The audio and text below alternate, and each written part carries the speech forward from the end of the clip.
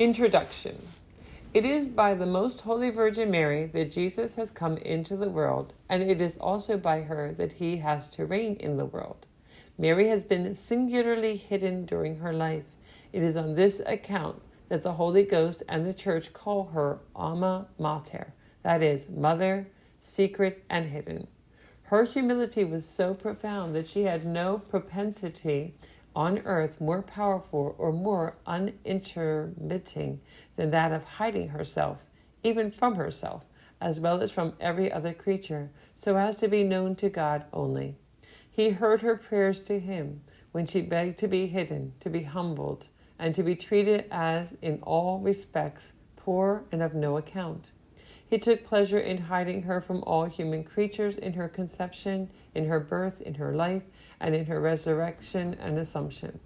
Her parents even did not know her, and the angels often asked each other, "Que est esta?"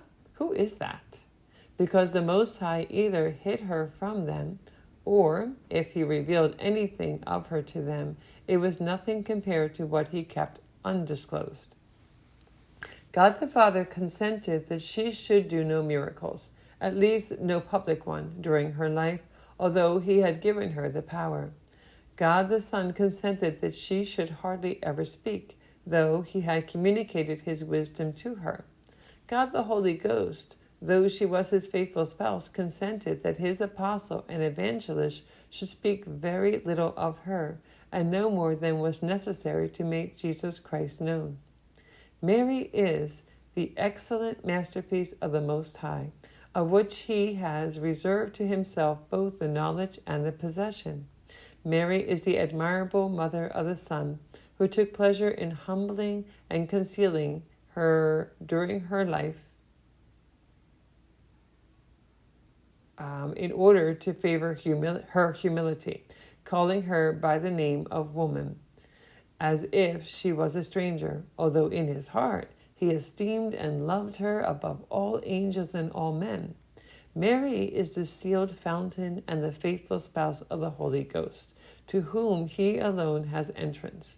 Mary is the sanctuary and the repose of the Holy Trinity, where God dwells more magnificently and more divinely than any other place in the universe, without excepting his dwelling between the cherubim and the seraphim. Neither is it allowed to any creature, no matter how pure, to enter into that sanctuary without great and special privilege. I say, with the saints, the Divine Mary is the terrestrial paradise of the new Adam, where he is incarnate by the operation of the Holy Ghost in order to work there incomprehensible marvels. She is the grand and divine world of God, where there are beauties and treasures unspeakable. She is the magnificence of the Most High, where he has hidden, as in her bosom, his only Son, and in him all that is most excellent and most precious.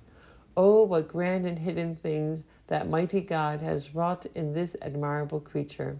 How has she herself been compelled to say it, in spite of her profound humility? He that is mighty has done great things to me. The world knows them not, because it at once is incapable and unworthy of such knowledge. The saints have said admirable things of this holy city of God, and as they themselves avow, they have never been more eloquent or more content than when they have spoken of her.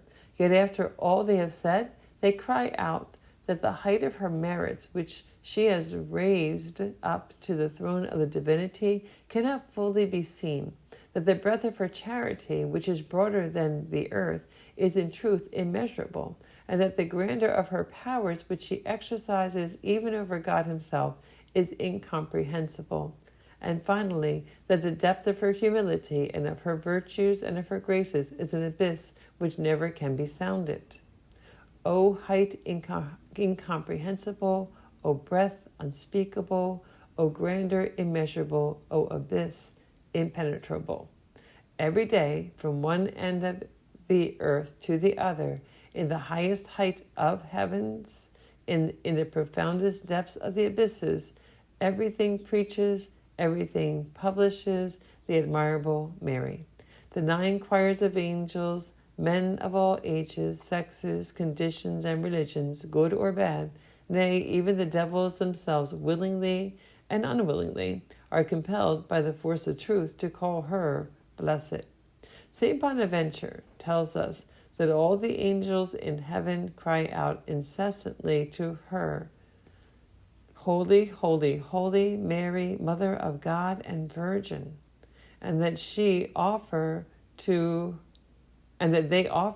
her millions and millions of times a day the angelical salutation, Ave Maria, prostrating themselves before her and begging of her in her graciousness to honor them with some of her commands.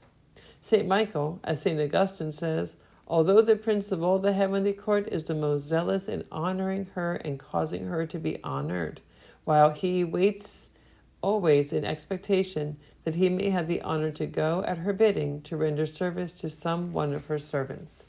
The whole earth is full of her glory, especially among Christians, among whom she is taken as the protectress of many kingdoms. God under her name. Numbers of cathedrals are consecrated to God under her name. There is not a church without an altar in her honor, not a country or a canton where there is not some miraculous image, where all sorts of evils are cured and all sorts of good gifts obtained. Who can count the confraternities and congregations in her honor? How many religious orders have been founded in her name and under her protection? What numbers there are of brothers and sisters of all these confraternities and of religious men and women of all these orders who publish her praises and confess her mercies. There is not a little child who, as it lists the Ave Maria, does not praise her. There is scarcely a sinner who, even in his obduracy, has not some spark of confidence in her.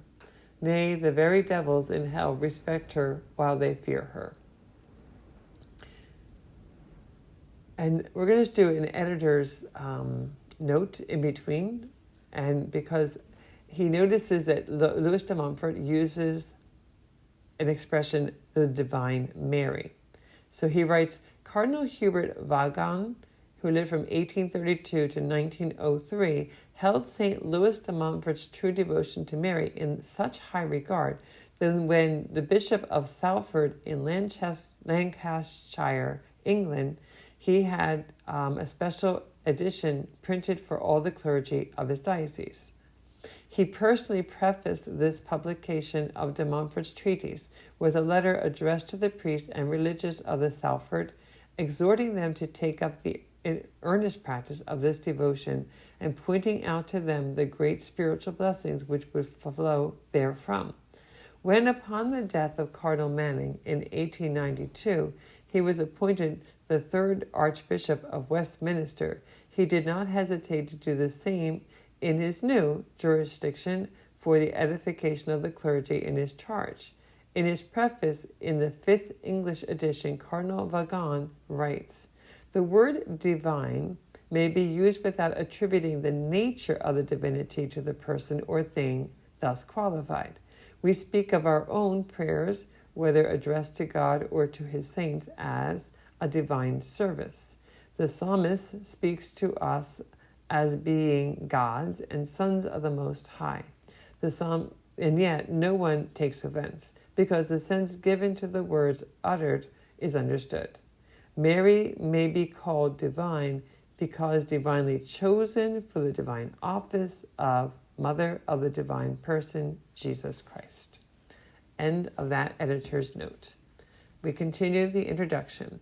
After that, we must surely say that the saints, after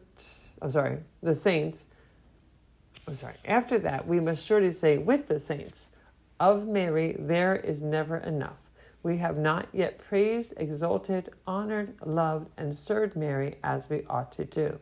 She has deserved still more praise, still more respect, still more love, and far more service. After that, we must say with the Holy Ghost, all the glory of the King's daughter is within.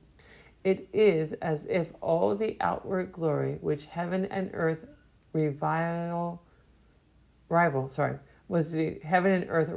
each other in laying at her feet, is nothing in comparison with that which she receives within from the Creator, and which is not known by creatures, who in their littleness are unable to penetrate the secrets of the King. After that, we must cry out with the apostle, eye has not seen, ear has not heard, nor man's heart comprehended the beauties, the grandeurs, the excellences of Mary, the miracle of miracles of grace, of nature, and of glory.